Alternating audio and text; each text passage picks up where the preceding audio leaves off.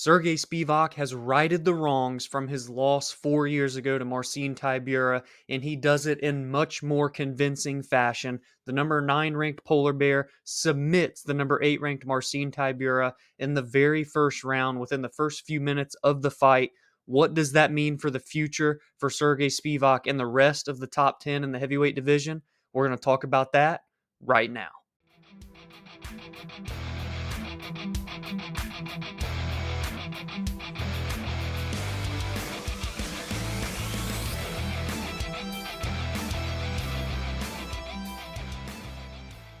February 29th of 2020, we saw Marcin Tybura defeat Serghei Spivac via unanimous decision. They both went their separate ways, and here we are now in August of 2024 for the rematch. Both had went on to have a pretty solid record. I believe Marcin was 6-2, or Spivac was 6-2. Both of them had pretty solid records after their first fight, but had faltered in the biggest moments. Both of them had, which led them back to this rematch here to headline UFC Vegas 95. But at this go around, it took 1 minute and 44 seconds. That was all before Serghei Spivac, from the bottom, after having Marcin Tybura on top of him, he locked in the armbar submission that forced the fight to be stopped. The biggest win for Serghei Spivac outside of finishing Derek Lewis in February of 2023. He has now won 4 of his last 5 fights. All 4 victories are via finish. His only loss in that span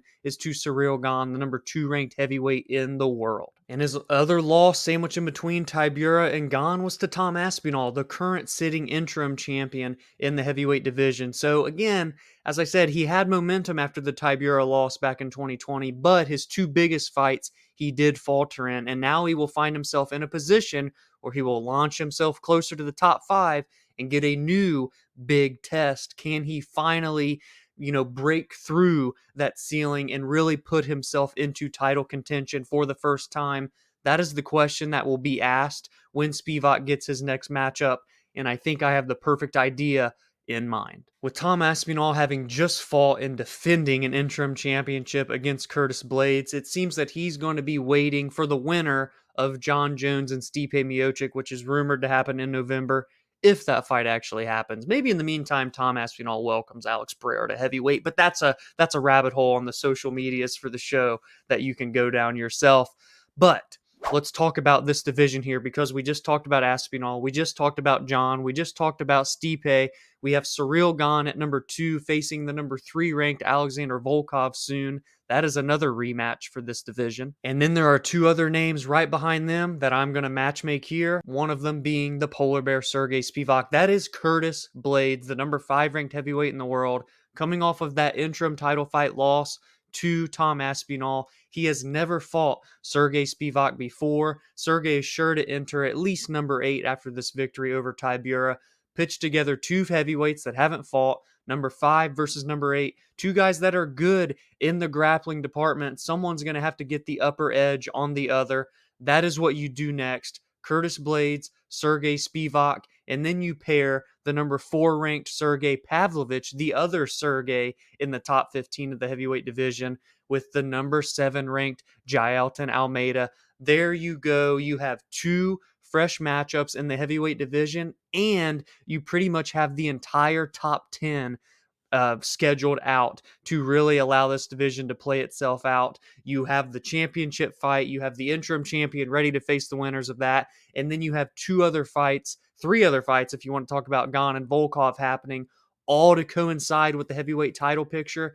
That is what this division needs, is movement. It needs fresh matchups. It needs fresh faces. With these pairings, these combinations, that is exactly what we will get. So that should be the next picture for the heavyweight division. If you agree with me and these heavyweight matchups, please be sure to let me know in the comments below. And if you want to see the division play out another way, let me know as well. I love having discussions with you guys, hearing your thoughts and hearing your opinions. And UFC Vegas 95 was by no means a very deep card, so I'm just going to touch on some of the other big performances and victories from the rest of the evening, and then we'll get on out of here. Chepe Mariscal extended his perfect record in the UFC to 4-0, this time with a big win over Damon Jackson. He even had a 30-25 scorecard in there for him, a very dominant one-sided beating, especially in rounds 2 and 3.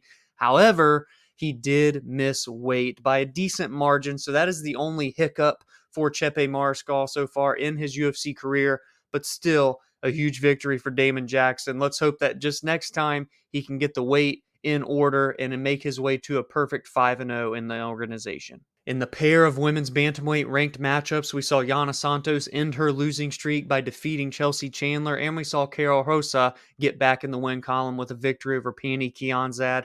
Again, not the best performances, not the flashiest of finishes or performances in those decision victories. However, it's movement in the bantamweight division, it's fights in the women's bantamweight division. That is what is needed desperately right now. And then we saw two other big submissions outside of the main event, and that was Toshiomi Kazama getting a upset victory over Charalampos Grigoriou.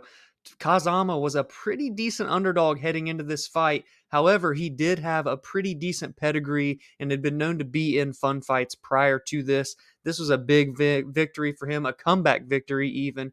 Got a submission in the second round via triangle choke. And Youssef Zalal has extended his second stint in the UFC record to 2-0 since rejoining the organization. This time he entered as a nearly minus 600 favorite against Jarno Errens, and he looked the part, getting a first round submission just 3 minutes and 52 seconds in.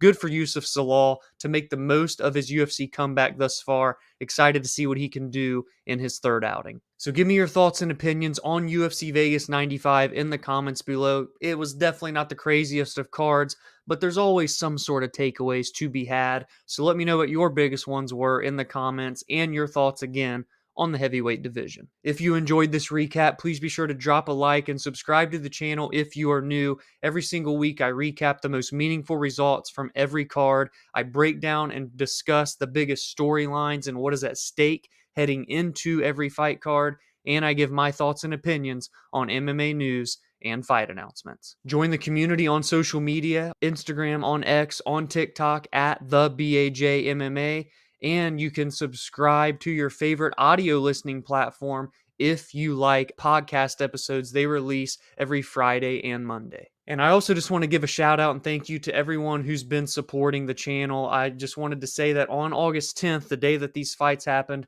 would have been the 4-year anniversary of the first ever podcast episode here on the Below Average Joe's MMA Show channel. So I just wanted to say thank you for those that have supported, for those that are still watching to the end of this video.